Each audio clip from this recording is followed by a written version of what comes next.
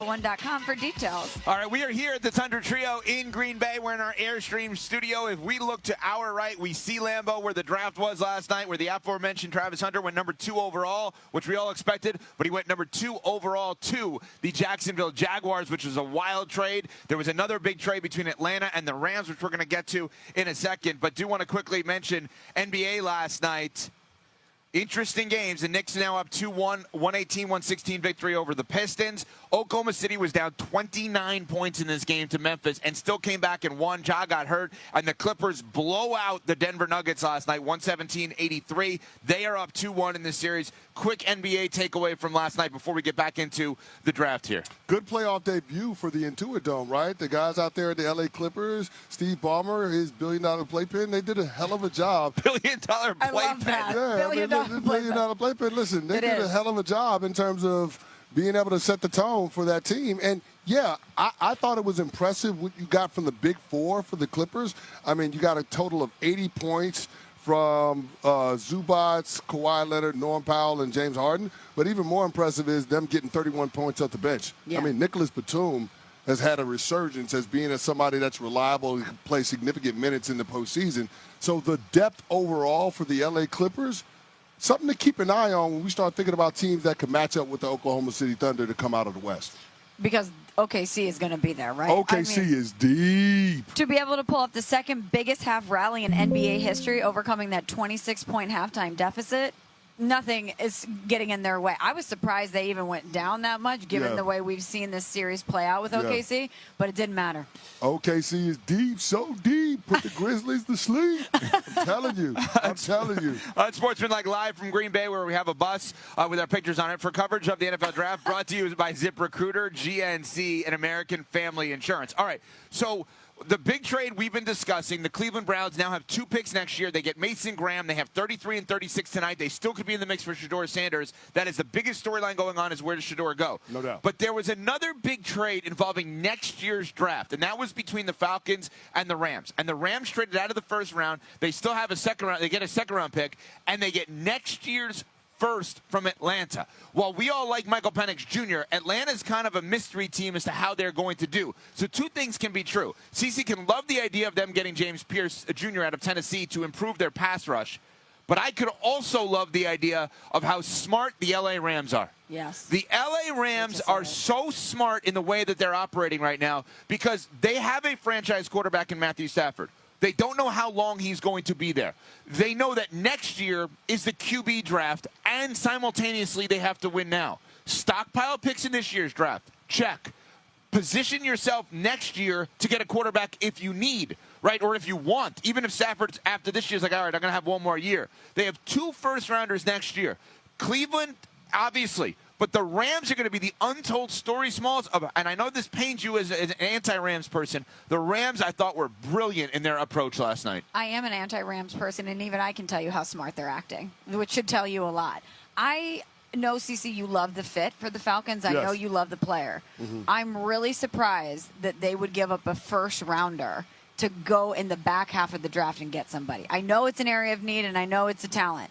But still, for the Rams to be able to take advantage of that is pretty impressive. But I was surprised. I don't know if I would have done that, given up a first-rounder. Sure, but when it comes to the pass rush position, it's at such a premium that it's expensive to be able to fill that need. Mm-hmm. So you almost have to draft it. And think of it this way. With Michael Penix Jr. in his rookie window, the Atlanta Falcons' first round next year is going to be in March when they go shopping in free agency to fortify the rest of the roster, right? And they're actually betting on themselves that they're going to be better than what people are expecting. And I said with the addition of Jalon Walker and James Pierce Jr., the Atlanta Falcons are going to be in contention to compete for the NFC South crown. And that first-round pick that they gave up to the Rams might not be as good as what a lot of people are prognosticating coming into the season. I think the Atlanta Falcons are a viable playoff contender in the NFC. And I know there's a lot of depth in the NFC. You had 8 double-digit win teams from a year ago. Yeah. But I think the Atlanta Falcons could be one of those teams that was on the outside looking in this past year when it comes to postseason play that will be firmly in the mix for a team that can actually host a home playoff game. Do you expect them to win the division? Yes. Over the Bucks? Yes. Yes. No? I do. I'm not there yet. I like Michael Penix Jr., but I think Atlanta right now is one of two teams that I would classify as they better be right teams. Atlanta and Jacksonville better be right. Because if you're wrong on your quarterbacks, now, you can't put Penix in the same conversation as Lawrence. They're not wrong on Penix.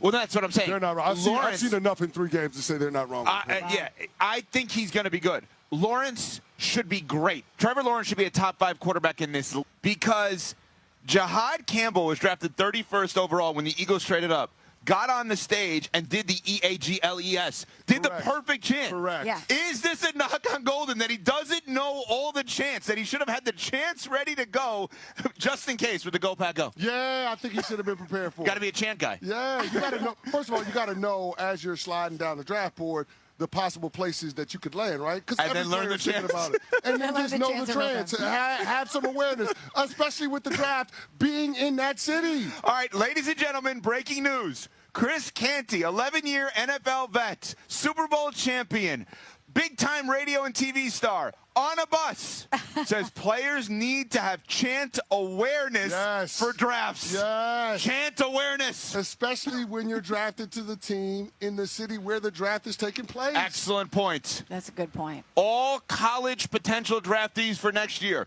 learn the Steelers chants. Because it's in Pittsburgh next year, just in case. To your point, imagine the crowd joining in with him on Go Pack Go. Oh, yeah. That's a highlight reel moment. No doubt about it. But his suit was so good, though. Oh, he was clean. He was super clean. fresh. Down to the stunner shades Oh, and yeah. the chain. Yeah. So you know what? Yes, we could have used the Go Pack Go, but the fact that the Packers shockingly got a wide receiver in the first round, that hasn't happened in a minute. First time since 2002. You think Aaron Rodgers is a little upset by that? Might be a little jelly. What a shame. A little jelly. You know, the draft is in You're a Green bad Bay. guy. You're a bad guy.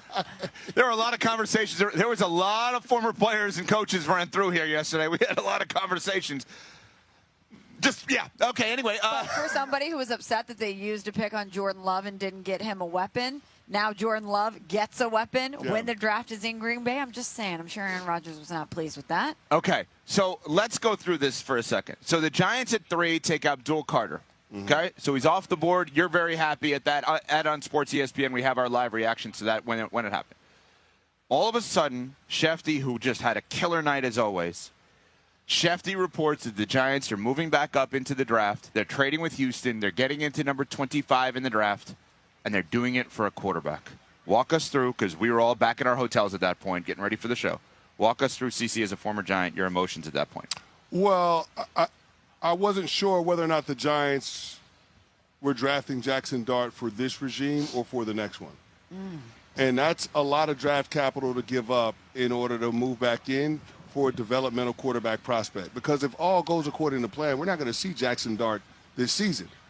But we all know what the expectations for the New York Giants are externally. Vegas has their over-under win total at 5.5, which is one of the lowest in the entire league. So I don't think that things are going to be rosy when it comes to what happens at MetLife Stadium for Big Blue. And if that's the case, I wonder if they're going to force the kid into action or if they're going to sit back and try to be patient. If it's going to be the latter, then are we sure that it's going to be this regime that develops